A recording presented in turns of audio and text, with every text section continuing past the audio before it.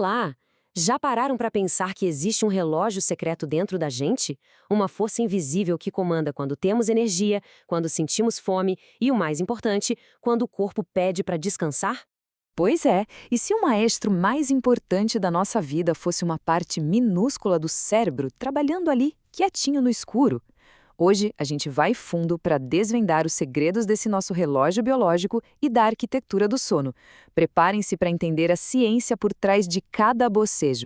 Então, qual vai ser o nosso caminho? A gente começa entendendo o ritmo secreto do corpo, depois vamos conhecer o relógio mestre do cérebro, descobrir quem é um mensageiro da escuridão e aí mergulhar na arquitetura do sono. Também vamos ver o que acontece quando esse ritmo todo desregula. E claro, como podemos sincronizar nosso ciclo outra vez. Ok, vamos lá. Para começar, a gente precisa entender que o ritmo que dita o nosso dia a dia não é só uma questão de estar cansado. Na verdade, é uma dança super complexa entre dois processos.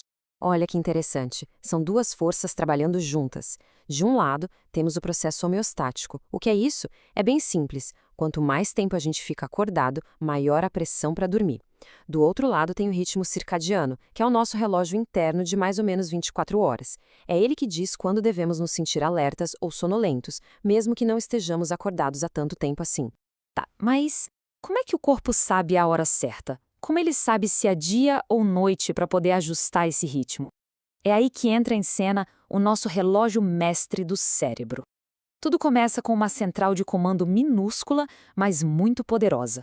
E a pisca principal para esse nosso relógio interno é a luz. Simples assim. A presença ou a falta da luz do dia é o que dá o start numa cadeia de eventos que sincronizam nosso corpo inteiro com o mundo lá fora. A informação da luz que entra pelos nossos olhos viaja direto para esse maestro, o núcleo supraquiasmático, ou NSQ, para facilitar. Ele fica lá no hipotálamo e é um aglomerado de uns 20 mil neurônios. Pensem nele como nosso mestre relojoeiro, que recebe os sinais de luz e ajusta o nosso tempo interno. E é fundamental entender uma coisa, o NSQ não cuida só do sono, não. Ele recebe esses sinais de luz através de células especiais na retina e, a partir daí, ele comanda uma orquestra inteira no nosso corpo. Ele sincroniza centenas de outros reloginhos que temos nos nossos órgãos, regulando a fome, a temperatura do corpo e até a produção de hormônios. Muito bem, o NSQ já entendeu que está escuro. E agora? Bom, agora ele precisa avisar o resto do corpo. E para isso, ele envia um mensageiro químico muito especial. Esse mensageiro é a famosa melatonina. E aqui tem um ponto super importante. Ela não é o hormônio do sono, como muita gente pensa. Ela é, na verdade, o hormônio da escuridão. A função dela é basicamente traduzir o sinal de sem luz do NSQ e espalhar a notícia para o corpo todo. Pessoal, anoiteceu. E a liberação da melatonina segue um ritmo diário bem certinho. Umas 2 horas antes do nosso horário de dormir, a produção começa. Lá pelas 3 ou 4 da manhã, ela atinge o pico. E assim que a primeira luz da manhã aparece, pronto, a produção é interrompida. Então, a melatonina deu o recado de que é hora de descansar. A partir daí, nosso cérebro não simplesmente desliga. Ele entra num estado super complexo, com uma arquitetura bem específica, quase como um prédio com vários andares.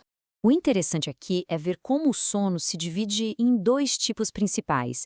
Pensem no sono NREM como a equipe de manutenção do corpo, focada na restauração física. Já o sono REM é a equipe de manutenção da mente, essencial para a nossa recuperação mental e emocional. E a gente passa por esses estágios várias vezes durante a noite, em ciclos de mais ou menos 90 minutos. Começamos com os estágios NREM, do mais leve, o N1 e o N2, até o sono profundo, N3, que é crucial para a gente se recuperar fisicamente. Depois, entramos no sono REM. É nessa hora que o cérebro fica a 1000 e os sonhos são mais vívidos. E a cada novo ciclo, a duração do sono REM vai aumentando. É um sistema super bem ajustado, né? Mas, no nosso mundo moderno, esse sistema tão delicado vive sob ameaça, o que pode tirar tudo de sincronia. E o maior vilão dessa história, sem dúvida, é a luz artificial à noite. Mais especificamente, a luz azul que vem das telas dos nossos celulares, tablets, computadores. E olhem só esse número, é impressionante. De acordo com um estudo, se expor à luz azul antes de dormir pode reduzir a produção de melatonina em até 85%. É basicamente como se a gente estivesse enganando o nosso cérebro, fazendo ele pensar que ainda é dia. E o impacto disso na vida real é gigante. Um estudo de Harvard mostrou direitinho. As pessoas que usaram tablets antes de dormir levaram mais tempo para pegar no sono, tiveram menos sono REM e, claro, se sentiram bem menos descansadas e alertas no dia seguinte, em comparação com quem lê um bom e velho livro de papel. E não são só as telas, viu? Coisas como trabalhar em turnos, não ter horário certo para dormir, o famoso jet lag das viagens, tudo isso causa um baita desalinhamento no nosso relógio interno, podendo levar a um sono de má qualidade e vários outros problemas de saúde. Então, o que a gente pode fazer para lutar contra isso e proteger o nosso ritmo natural? A chave para isso tem um nome: higiene do sono. Falando de um jeito simples, higiene do sono é um conjunto de hábitos e rotinas que a gente pode criar para sinalizar para o nosso corpo que está chegando a hora de relaxar e se preparar para uma noite de sono saudável. E aqui estão alguns passos bem práticos e poderosos. Manter horários regulares, criar um ritual para relaxar, garantir que o quarto esteja escuro e silencioso, ficar longe das telas pelo menos 1 hora antes de deitar e, claro, evitar estimulantes como café perto da hora de dormir. São atitudes que reforçam o nosso relógio natural. Essa recomendação da Sociedade Brasileira de Pediatria resume a ideia perfeitamente. A higiene do sono deve funcionar como um fio-guia, sabe?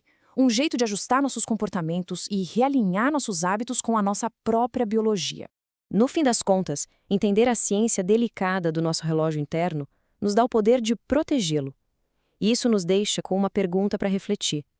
Em um mundo que funciona 24 horas por dia e que exige nossa atenção o tempo todo, como podemos honrar melhor o nosso próprio ritmo biológico?